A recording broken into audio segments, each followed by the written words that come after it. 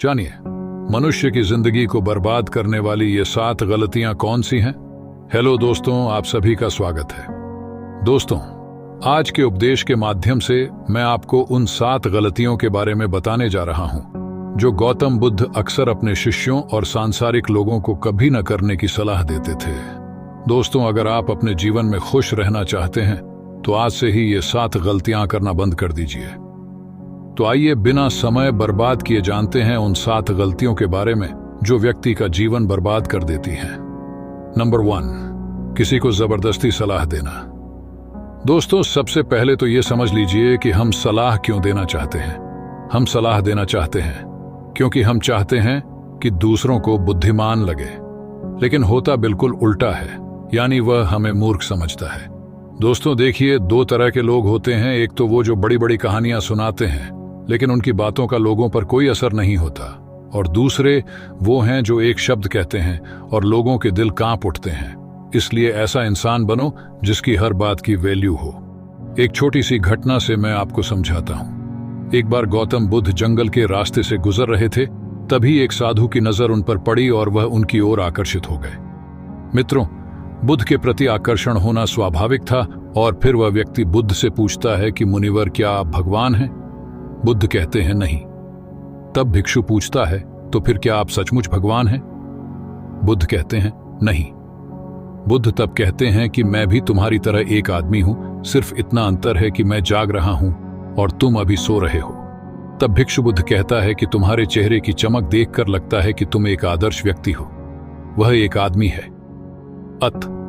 मैं यह जानना चाहता हूं कि आपके गुरु कौन हैं और किसके मार्गदर्शन ने आपको एक आदर्श मनुष्य बनाया।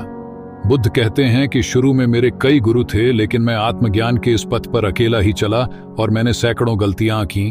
उसके बाद मुझे स्वयं ही आत्मज्ञान प्राप्त हुआ।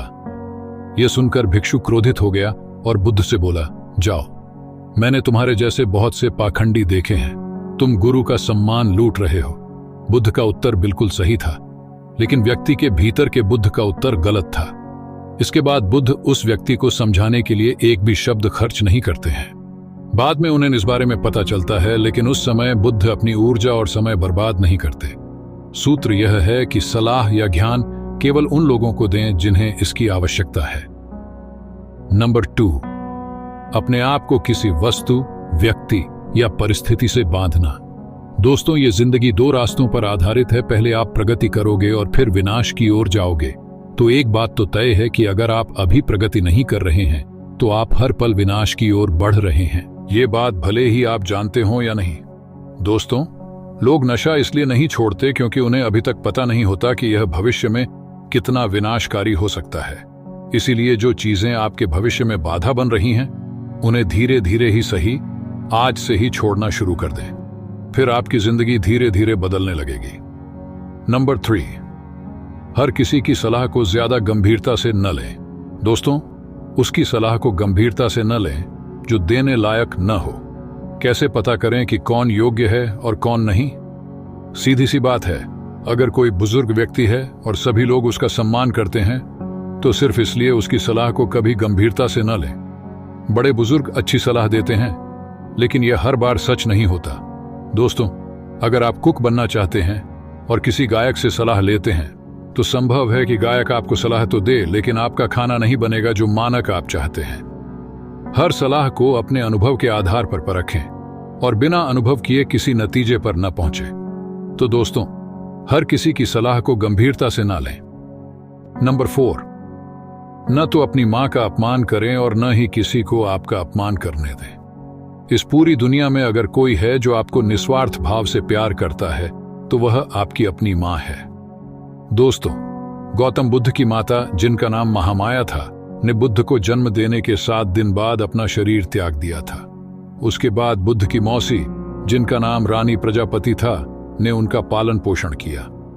गौतम बुद्ध ने अपने उपदेशों में अक्सर सांसारिक लोगों को यह सलाह दी है कि उन्हें अपनी मां से प्यार करना चाहिए और उनकी देखभाल करनी चाहिए, और न तो अपनी मां का अपमान करना चाहिए और न ही किसी और को ऐसा करने देना चाहिए। लेकिन देखो, मनुष्य का स्वभाव क्या है? वह उससे भी प्रेम करता है जो उससे प्रेम नहीं करता। दोस्तों, जिन लोगों को लगता है कि उनके पास जीवन में कुछ बड़ा करने का कोई बड़ा कारण नहीं है, तो आइए आज मैं आपको एक बड़ा कारण बताता हूं। अपनी मां के लिए कुछ अच्छा करें, उन्हें वह जीवन दें जिसकी वह हकदार है। नंबर 5, दूसरों के बारे में सोचते रहना। प्रत्येक शब्द को ध्यान से सुने।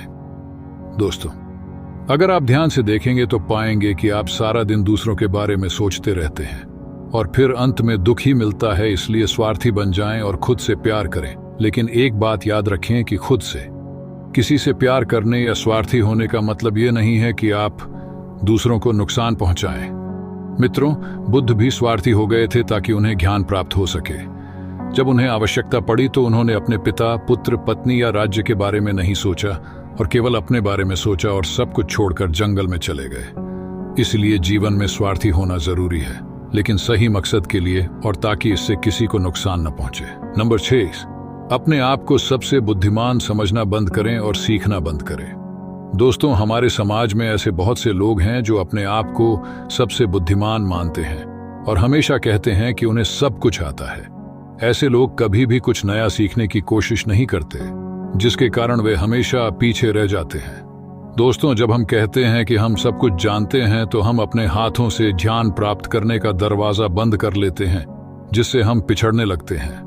दोस्तों, बिल गेट्स और वॉरेन बफेट आज भी दिन में ज्यादातर समय पढ़ते रहते हैं और कुछ नया सीखते रहते हैं। दोस्तों, इसलिए हमेशा कुछ नया सीखते रहिए और आगे बढ़ते रहिए। नंबर 7, अपना समय बर्बाद करना। दोस्तों, जो दिन प्रतिदिन अपना समय बर्बाद करते रहते हैं, बाद में बहुत पछताना पड़ता है, क्योंकि समय, जैसा कि हम सभी जानते हैं, कभी वापस नहीं आता।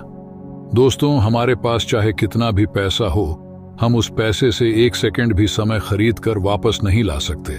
इसलिए हमारे पास जो भी समय बचा है, हमें उसका सदुपयोग करना चाहिए और कुछ ऐसा करना चाहिए जिससे लोगों और दुनिया का भला हो। दोस्तों, ये थी वो 7 गलतियां जो हमें अपने जीवन में कभी नहीं करनी चाहिए।